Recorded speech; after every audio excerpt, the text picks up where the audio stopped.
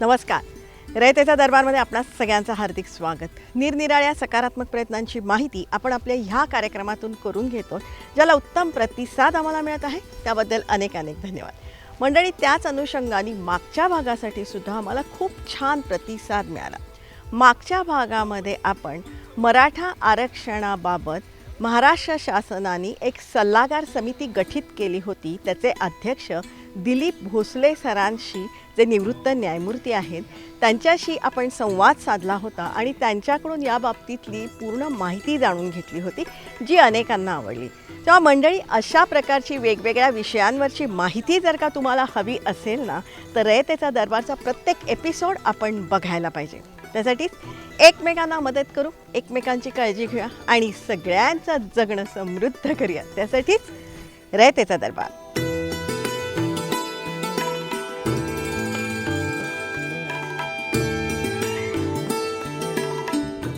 रयतेचा दरबारमधला आपला आजचा विषय खूप छान आहे. तुम्हाला सगळ्यांना अतिशय आवडेल. आपल्या सगळ्यांना जागरूक करणारा असाच आपला आजचा विषय आहे. अर्थात मराठा आरक्षणाविषयी आज आपण जाणून घेणार आहोत. तसं पाहिलं ना तर मंडळी, महाराष्ट्र शासनानं मराठा समाजाला 10% आरक्षण दिलेलं आहे आणि त्या बाबतीतलं विधेयक विधिमंडळामध्ये एकमताने मंजूरही करण्यात आलं आणि आता तो कायदा संमत झालेला आहे आणि आता तो कायदा लागूही झालेला आहे. या कायद्यान्वये मराठा समाजाला शैक्षणिक आणि सामाजिकदृष्ट्या 10% आरक्षणाचा लाभ मिळणार आहे आणि त्याच अनुषंगाने मागासवर्ग आयोगाची भूमिका फार महत्त्वाची. तेव्हा आज आपण मागासवर्ग आयोगाविषयी जाणून घेणार आहोत. मागासवर्ग आयोग हा 2005च्या कायद्यानुसार तयार झालेला आहे.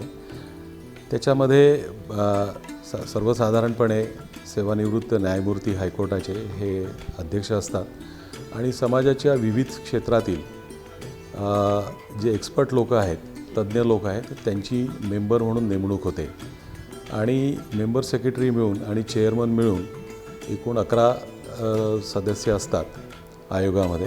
आयोगाचं मुख्य काम आहे की राज्यामध्ये काही समाजाचा भाग मागासलेला आहे का किंवा पुढारलेला आहे का हे तपासून पाहणे आणि हे तपासण्याचे कुठल्या पद्धतीने तपासायला पाहिजे याचे निकष ठरवणे आणि त्याची मेथडॉलॉजी पण ठरविणे. आणि ही मेथडॉलॉजी सर्वसाधारणपणे ही सायंटिफिक शास्त्रीय असली पाहिजे आणि त्याच्यातून त्यांनी त्यांचे अभ्यास करून आणि त्याचे निष्कर्ष काढून शासनाला शिफारसी करायच्या आहेत. त्याच अनुषंगानं मराठा समाजाबाबतीतल्या विविध बाबी तपासण्याची गरज निर्माण झाली. 2005चा कायदा आहे. 2005च्या कायद्यानुसारच आयोगाने काम केलं आहे, परंतु त्यासाठी आयोगाला टर्म्स ऑफ रेफरन्स देण्यात आलेल्या होत्या. तर त्या शासनाकडून आल्या. तर टर्म्स ऑफ रेफरन्स या मराठा समाजाच्या मागासलेपणा तपासण्यासाठी होत्या. त्याचं कारण असं होतं की आपल्याला सर्वांना माहिती आहे की याची बरीचशी आंदोलनं होत होती, झालेली आहेत आणि मोठ्या प्रमाणामध्ये मराठा समाजाच्या लोकांकडून मागणी होत होती की त्यांना आरक्षणाचा फायदा पाहिजे आहे आणि तो शासनाने द्यावा. तर त्यांच्यामधला असलेला असंतोष पाहता आणि त्यांच्या मागण्यांचा विचार करता शासनाने असं ठरवलं की आता यांचा मागासलेपणा तपासून पाहणं गरजेचं आहे आणि ती काळाची गरज असल्यामुळे त्यांनी तशा टर्म्स ऑफ रेफरन्स आम्हाला दिल्या. या अगोदरही असा प्रयत्न झाला होता.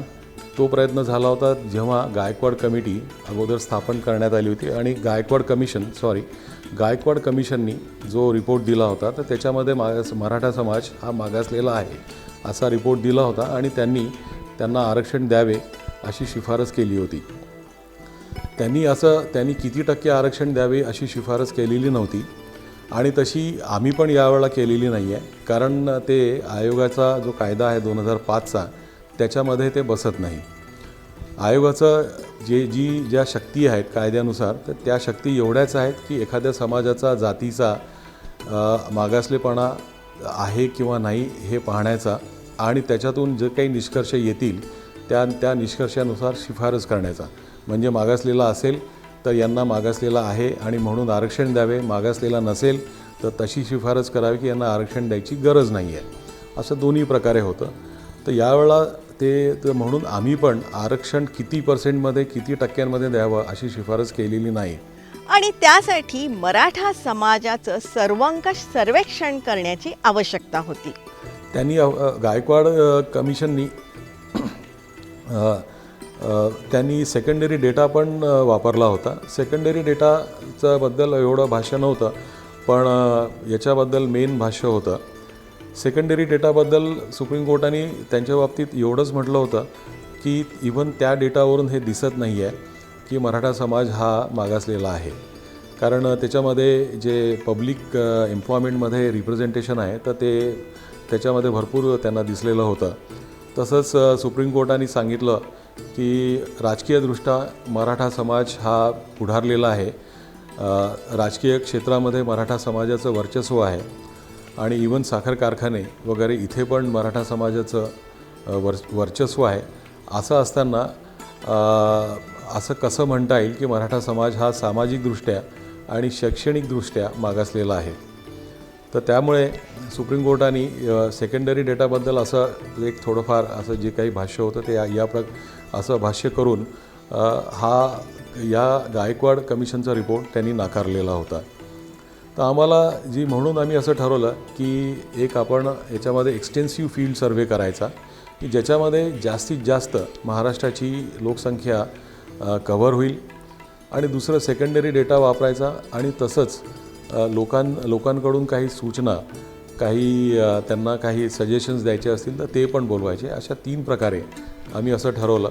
नोव्हेंबर 2023च्या मध्यामध्ये ह्या सर्वेक्षणाचं काम सुरू झालं आणि मग आम्ही आमचं काम सुरू केलं. साधारणतः काम आमचं नोव्हेंबर 2023च्या मध्यापासून सुरू झालं आणि 15 फेब्रुवारी 2024ला आम्ही रिपोर्ट आमचा तयार केला आणि तो 16 फेब्रुवारी 2024च्या सकाळी आम्ही माननीय मुख्यमंत्री साहेबांना हा रिपोर्ट सुपूर्द केला. या संपूर्ण काळामध्ये आमच्या ज्या बैठकी झाल्यात, आमच्या जवळजवळ 15 बैठकी झाल्यात. आम्ही काही उपसमित्या नेमलेल्या होत्या. त्या उपसमित्यांच्यासुद्धा 26 बैठकी झाल्यात आणि प्रत्येक बाजूवरती आमच्या विविध मीटिंगमध्ये आम्ही भरपूर विचार केला, विचार विनिमय झाला, एक्सचेंज ऑफ थॉट होतं आणि काही सजेशन्स आले. तर त्यानुसार आम्ही आमची कार्यपद्धती ठरवली आणि त्याच्यामध्येच आम्ही असं ठरवलं की एवढा मोठा प्रचंड सर्व्हे जर का आपल्याला करायचा असेल तर आपल्याला एखाद्या एक्सपर्ट एजन्सीची मदत घेणं आवश्यक आहे. मग आम्ही आमची जी काही एक प्रचलित पद्धती आहे त्या पद्धतीनुसार पुण्याची जी नामांकित संस्था आहे Gokhale institute of politics and economics, तर त्यांना आम्ही हे कार्य दिलं. त्यांना आम्ही प्रश्नावली तयार केलेली होती आणि प्रश्नावली तयार करण्यामध्ये, कारण ते लोकसुद्धा एक्सपर्ट आहेत या फील्डमधले, तर त्यांची पण आम्ही थोडी मदत घेतली की कशाप्रकारे प्रश्न असायला पाहिजे. आणि हे जे प्रश्नावली आम्ही बनवली, ही प्रश्नावली आम्ही सामाजिक, शैक्षणिक आणि आर्थिक निकष ठरवले होते मागासलेपणाचे. तर त्या निकषाच्या आधारे ही प्रश्नावली बनवली. अपवादात्मक आणि असाधारण परिस्थिती या बाबतीतली व्याख्या ह्या आयोगानं केली.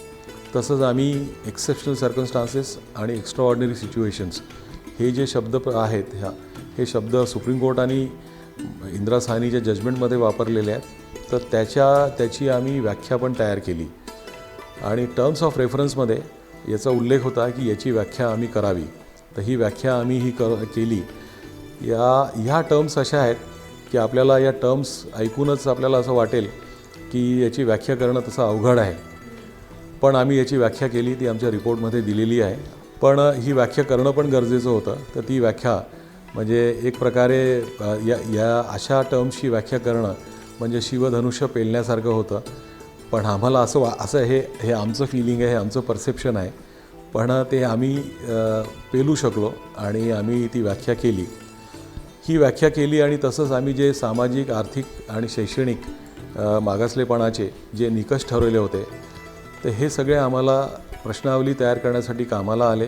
मंडळी, या सर्वेक्षणासाठी प्रचंड डेटा गोळा करण्यात आला आणि त्यामध्ये सेकंडरी किंवा दुय्यम डाटा सुद्धा होता आणि त्यासाठी शासनाच्या विविध विभागांची मदत घेण्यात आली. या जी काही माहिती, जी काही तथ्ये संकलित झाली, म्हणजे फील्ड सर्वेमध्ये तसंच गव्हर्मेंटकडून आम्हाला सेकंडरी डेटा आला.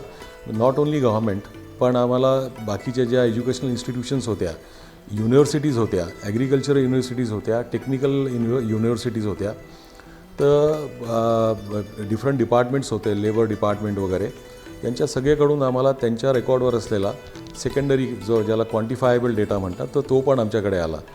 तर हा जो डेटा आहे, जो पूर्णपणे संकलित झालेला होता, त्याच्यामध्ये एक सांगायला विसरलो, या डेटामध्ये, या तथ्यांमध्ये लोकांनी दिलेल्या सूचना पण होत्या. तर हा संपूर्ण डेटा, संपूर्ण हे तथ्य आम्हाला विश्लेषण करायचं होतं आणि विश्लेषण करण्यासाठी आम्ही जे निकष नेमलेले होते आणि तसंच या व्याख्या केल्या होत्या, या सगळ्यांचा आम्हाला खूप उपयोग झाला. हे जे सर्वेक्षण आहे ना, हे 12 दिवसात पूर्ण करण्यात आलं आणि हे सगळं सर्वेक्षण डिजिटल होतं आणि त्यासाठी एक ॲपही तयार करण्यात आलं होतं. आता हा डेटा कलेक्शन करण्यामध्ये जो एक्सटेन्सिव्ह फील्ड सर्वे होता, ह्याचं काम साधारणतः 12 दिवस चाललं आणि ते प्रचंड मोठ्या प्रमाणातलं होतं. कारण याच्यामध्ये आमच्याकडे म्हणजे सुरुवातीपासून गोखले इन्स्टिट्यूट होतीच, तर गोखले इन्स्टिट्यूटनी त्याच्यामध्ये एक ॲप तयार केलं होतं. ते ॲप करायला आमचेही जे कम्प्युटर एक्सपर्ट्स होते त्यांनी मदत केली होती आणि तर त्यांनी पूर्ण एक फ्रेमवर्क तयार केलं होतं की कुठल्या पद्धतीने या ॲपचा वापर केला जाईल आणि ही प्रश्नावली जी आहे ती ॲपमध्ये टाकलेली होती. त्यामुळे डेटा कलेक्शनचं जे काम होतं ते डिजिटली करायचं होतं. काही प्रश्न असे होते की ते प्रश्न विचारल्यानंतर दुसऱ्या प्रश्नांकडे ऑटोमॅटिकली ते ॲप घेऊन जायचं आणि त्या प्रश्नाची उत्तरं तिथेच मिळायची. त्याच्यामुळे वेळ कमी लागत होता. तर प्रत्येक व्यक्तीला जेव्हा प्रश्न विचारण्यात आले, तर काही प्रश्न असे होते की इतर प्रश्नांशी ते निगडीत असल्यामुळे त्याचे एक विशिष्ट उत्तर जर का आलं तर इतर उत्तरं पण मिळू शकत होती. या सर्वेक्षणासाठी जे प्रगणक होते ना, त्यांची ही प्रचंड संख्या होती आणि या साऱ्यांना विशिष्ट प्रकारचं प्रशिक्षणही देण्यात आलं होतं. 1,96,000 प्रगणकांची संख्या होती आणि या सगळ्यांना यांना ट्रेनिंग देण्यात आलं होतं. त्यासाठी गोखले इन्स्टिट्यूटने मास्टर ट्रेनर्स तयार केले. मास्टर ट्रेनर्स हे गावोगावी जाऊन, डिव्हिजनल कमिशनरच्या ऑफिसला जाऊन, कलेक्टर ऑफिसला जाऊन, तहसीलदारच्या ऑफिसला जाऊन, तिथे जे लोकल लेवलचे प्रगणक होते त्यांना बोलवलं आणि त्यांना बोलवून त्यांना याचं प्रशिक्षण दिलं. त्यांना समजून सांगण्यात आलं की याचा उद्देश काय आहे, प्रश्नावली कशा प्रकारे तयार केलेली आहेत, त्याच्यामध्ये काही प्रश्नांबद्दल काही शंका निर्माण होऊ शकतात, तर त्या शंकांचं निरसन कसं करायचं ते त्यांना सांगण्यात आलं आणि मुख्य म्हणजे ॲपचा वापर कसा करायचा तो त्यांना सांगण्यात आला. त्यांच्याकडे मोबाईल होते, त्यांचे प्रत्येकाचे मोबाईल रजिस्टर झालेले होते आणि इकडे एक कॉल सेंटर पण आम्ही तयार केलेलं होतं. कॉल सेंटरवरती त्यांना ज्या काही अडचणी येत होत्या त्या कॉल सेंटरवरती त्यांनी कॉल केल्यावर त्या दूर करत होतो आणि एक डॅशबोर्ड पण आम्ही तयार केले होते. त्या डॅशबोर्ड्स हे आमच्याकडे कमिशनच्या ऑफिसला आणि तसंच गोखले इन्स्टिट्यूटला आणि डिस्ट्रिक्ट लेवलला आणि तालुका लेवलला, तर तिथे जे नोडल ऑफिसर्स होते त्यांना पाहण्यासाठी होतं. डॅशबोर्डवरून कल्पना येत होती की एका दिवसामध्ये एका प्रगणकाने किती कुटुंबांना भेटी दिल्या आणि किती कुटुंबांचं प्रश्नावलीनं भरून घेतल्यात. तर त्याच्यामुळे डे टू डे किंवा second to second, minute to minute, hour to hour, day to day monitoring होतं. तर हे डॅशबोर्डच्या द्वारे साध्य झालं. या सर्वेक्षणासाठी शासकीय आणि प्रशासकीय यंत्रणेचं प्रचंड मोठं योगदान होतं. त्याचबरोबर ह्या आयोगाच्या सर्व सदस्यांनी प्रचंड मेहनत घेतली. पण ओव्हरऑल आम्हाला लोकसंख्येकडून जे लोक कव्हर झाले त्यांच्याकडून आम्हाला खूप मोठा आणि चांगला प्रतिसाद मिळाला. प्रगणकांकडूनही फार चांगलं काम झालं. त्याच्यामध्ये रेव्हेन्यू ऑफिसर्स म्हणजे divisional commissioner, municipal commissioners, collectors, tehsildar, deputy collectors, resident deputy collectors, naib tehsildar आणि इवन बाकीचे ऑफिसर्स गव्हर्मेंटचे, हे पण याच्यामध्ये फार उत्स्फूर्तपणे आणि सहभागी झाले आणि त्यांनी हिरिरीने आणि उत्साहाने याच्यामध्ये भाग घेतला. कमिशनचे काही मेंबर्स होते, त्यांनी पण डिव्हिजनल कमिशनरच्या ऑफिसला, कलेक्टर ऑफिसला किंवा डेप्युटी कलेक्टरच्या ऑफिसला त्यांनी भेटी दिल्या तिथे भेटी देऊन काही लोकांचे जे काही शंका होत्या त्यांचं निरसन केलं आणि अशा पद्धतीने तो पूर्ण 12 दिवसामध्ये हा सर्वे पूर्ण होऊ शकला. आणखीन एक मी सांगू इच्छितो की अशा प्रकारचा एक्सटेन्सिव्ह सर्वे जो झालेला आहे भारतातला हा पहिला सर्वे आहे. असा सर्वे भारतामध्ये एखाद्या जातीचं किंवा एखाद्या समाजाचं मागासलेपण तपासण्यासाठी आजवर झालेलं नाही आणि आमच्या माहितीनुसार संपूर्ण जगात पण झालेलं नाही. मंडळी, ह्यामध्ये 1,58,00,000 कुटुंबांचं सर्वेक्षण करण्यात आलं आहे. 1,58,00,000 कुटुंबांना भेटी दिल्याचं समोर आलं. त्याच्यामध्ये असं होतं की जे लोक ऑलरेडी आरक्षित आहेत किंवा जे मागासलेले ऑलरेडी घोषित झालेले आहेत त्यांना माहिती विचारायची नव्हती. तर त्यामुळे ही जी 1,58,00,000 कुटुंबं होती तर त्याच्यात असं दिसलं की साधारणतः 1,03,000च्या आसपास कुटुंब ही ऑलरेडी आरक्षित कॅटेगरीमध्ये होती. म्हणून मग त्यांचा डेटा बाजूला करण्यात आला आणि मग जी राहिलेली कुटुंबं होती ती 55,00,000 कुटुंबं होती. या 55,00,000 कुटुंबांमध्ये ओपन कॅटेगरी, त्याच्यामध्ये मराठा समाज पण इन्क्लुडेड होता. तो ओपन कॅटेगरीचे हे 55,00,000 साधारणतः कुटुंबं होती. एका कुटुंबाची संख्या ॲव्हरेज साईज जर का 4.7चा धरला, हा आपल्या नॅशनल ॲव्हरेजनुसार आहे, तर साधारणतः ज्या व्यक्ती याच्यामध्ये कव्हर झाल्या आहेत तर त्याची संख्या 2,59,00,000 एवढी येते. 2,59,00,000 लोकसंख्येचा हा सर्व्हे करण्यात आलेला आहे आणि याचं जे विश्लेषण झालं ना ते 2 टप्प्यांमध्ये करण्यात आलं. या सर्वेक्षणाचे निष्कर्ष काय आलेत तेही समजून घेऊया. मराठा समाज हा सामाजिकदृष्ट्या, शैक्षणिकदृष्ट्या आणि तसंच आर्थिकदृष्ट्या मागासलेला आहे. जी मराठा समाजाची ओपन कॅटेगरीच्या तुलनेमध्ये जी आम्हाला लोकसंख्या दिसली तर ती 27.99% म्हणजे जवळजवळ 28% दिसली. आणि त्याच्यामधले जे क्रीमी लेयर आहे तर क्रीमी लेयर त्याच्यामध्ये साधारणतः 3% होते. तर त्यांना जर का वगळलं तर 25% ही लोकसंख्या मराठा समाजाची मागासलेली आहे हे आम्हाला दिसलं, तिन्ही दृष्ट्या, म्हणजे सामाजिकदृष्ट्या, शैक्षणिकदृष्ट्या आणि आर्थिकदृष्ट्या. तर आणि आम्ही जे निकष केले होते तर त्या निकषांप्रमाणे आम्ही त्याच्यामध्ये मार्क्स पण दिले होते. सामाजिक मागासलेपणासाठी आम्ही 110 गुण ठेवले होते. शैक्षणिक मागासलेपणासाठी आम्ही 80 गुण होते आणि आर्थिक मागासलेपणासाठी 60 गुण होते. असे मिळून एकूण गुणसंख्या 250 होती. तर ही जी गुणसंख्या 250 होती तर ही गुणसंख्या 250 पैकी मराठा समाजाच्या मागासलेपणाच्या दृष्टीने 170 आली. तर ती 250 पैकी 170 आल्याने ते ऑब्व्हियस होतं की मराठा समाज हा तिन्ही दृष्ट्या मागासलेला आहे आणि तसा आम्ही निष्कर्ष काढला. मराठा समाजाच्या असाधारण आणि अपवादात्मक परिस्थितीबाबतचे जे वेगवेगळे निष्कर्ष होते ना ते या मागासवर्ग आयोगाने मांडलेले आहेत, तेही समजून घ्या.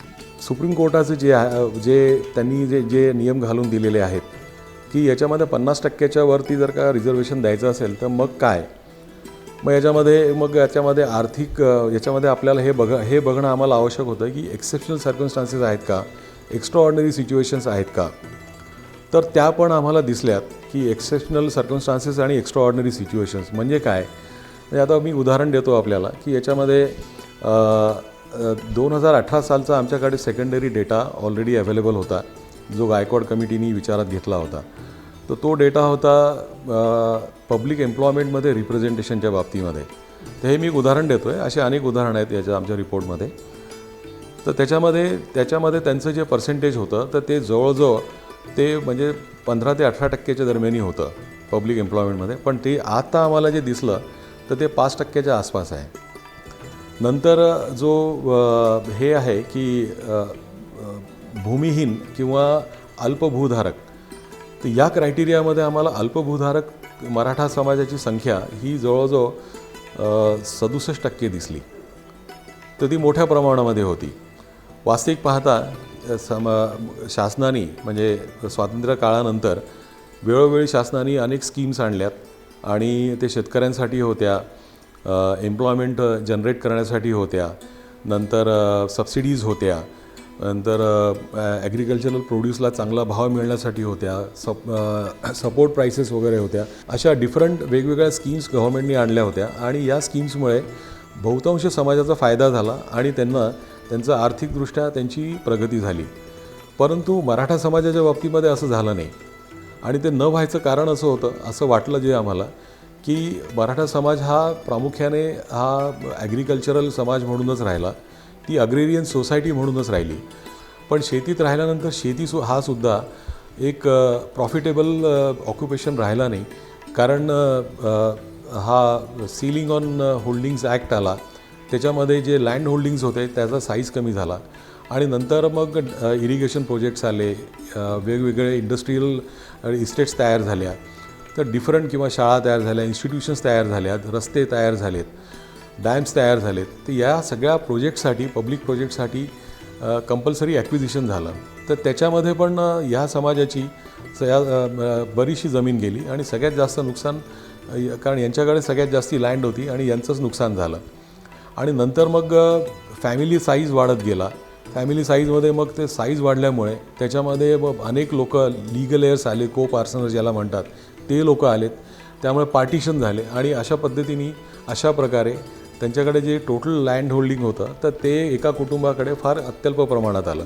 आणि मग ह्या साऱ्या सर्वेक्षणाचा तौलनिक अभ्यास करून मागासवर्ग आयोगाने महाराष्ट्र शासनाला विविध शिफारसी केल्या की मराठा समाज हा सामाजिक, शैक्षणिक आणि आर्थिकदृष्ट्या मागासलेला आहे आणि त्यांना रिझर्वेशन देणं गरजेचं आहे आणि त्यानुसार शासनाने विचार करावा. आम्ही हे पण म्हटलेलं आहे की आरक्षण देताना शासनाने यांना एका वेगळ्या कॅटेगरीमधून रिझर्वेशन द्यावं, की कारण की ज्या इतर कॅटेगरीज आहेत ज्यांना जे रिझर्वेशन दिलेलं आहे त्या ऑलरेडी संख्यात्मकदृष्ट्या फुल झालेल्या आहेत. तर त्याच्यामध्ये दिलं असतं तर गोंधळ निर्माण व्हायची शक्यता होती. म्हणून आम्ही असं सांगितलं की एक ॲडमिनिस्ट्रेटिव्ह कन्व्हिनियन्ससाठी आणि इम्प्लिमेंटेशनसाठी सोयीचं व्हावं म्हणून आम्ही असं रेकमेंड केलेलं आहे.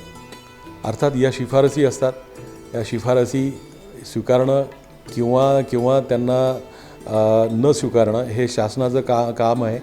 तर ते शासनाने जे काही पुढे केलेलं आहे ते आपलं सर्वांना माहीत आहे आणि त्यांनी आरक्षणाची टक्केवारी पण ठरवली आहे. ते पण पॉलिसी मॅटर आहे, ते आमच्या कार्यक्षेत्रात नाही आहे की किती टक्के आरक्षण द्यायचं आणि म्हणूनच त्याच्यावरती आम्ही कुठलंही भाष्य केलेलं नाही. थोडक्यात मंडळी, मागासवर्ग आयोगाची स्थापना कशी होते, त्याची कार्य काय, त्याची कार्यक्षेत्र काय आहेत किंवा विविध सर्व्हे ते घेत असतात, त्याचे निष्कर्ष ते मांडत असतात आणि त्यानुसार ते विविध शिफारसी करत असतात, याविषयीची संपूर्ण माहिती आज आपण जाणून घेतली. त्याच अनुषंगाने आपला आजचा विषय तुम्हाला कसा वाटला हे तुम्ही जरूर आम्हाला कळवा. संपर्कासाठी आमचा पत्ता आहे रयतेचादरबार@gmail.com. जरूर आमच्याशी संपर्क साधा. तुमच्याकडे काही माहिती असेल, सूचना असतील, प्रश्न असतील ते तुम्ही आमच्यापर्यंत नक्कीच पोचवा. रयतेचा दरबारमधले हे जे सगळे एपिसोड आहेत ना, 430च्या वर एपिसोड आहेत, हे तुम्ही वारंवार बघू शकता आमच्या यूट्यूब चॅनलवरून. जनता दरबार, रयतेचा दरबार या दोन्ही नावाने आमची यूट्यूब चॅनल आहे, जी तुम्ही सबस्क्राईब करण्याची गरज आहे. रयतेचा दरबार आम्ही प्रसारित करत असतो दर सोमवारी रात्री 9 वाजता सह्याद्री वाहिनीवरून. सोमवारचाच हा एपिसोड आम्ही पुनः प्रसारित करत असतो दर शनिवारी सकाळी 8 वाजता सह्याद्री वाहिनीवरून. दर सोमवार रात्र 9, दर शनिवार सकाळ 8 हे जे दोन्ही एपिसोड आहेत ना, हे तुम्ही लाईव्ह बघू शकता सह्याद्री वाहिनीच्या फेसबुक पेजवरून. जरूर बघत राहा, कारण आम्ही ही जी माहिती तुम्हाला सांगतोय ना, या माहितीच्या उपयोगामुळे अनेकांचे लाभ होत आहेत किंवा होऊ शकतात.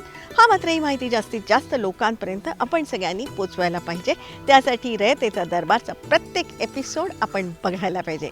लक्षात ठेवा, चांगल्यातून नेहमी चांगलंच घडतं ही उक्ती सार्थ ठरवणारा हा आपल्या सगळ्यांचा कार्यक्रम रयतेचा दरबार. त्यासाठी एकमेकांना मदत करू, एकमेकांची काळजी घेऊया आणि सगळ्यांचं जगणं समृद्ध करूया. त्यासाठीच रयतेचा दरबार.